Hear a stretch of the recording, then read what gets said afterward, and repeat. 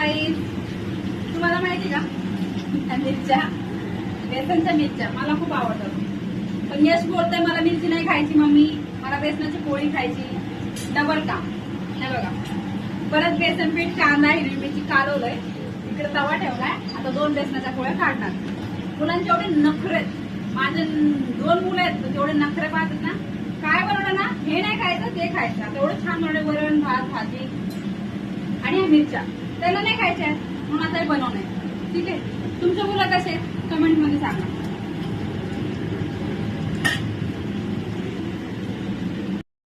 काय झालं का, पोळा झाला तर एक तयार करून आता अजून एक बनवते.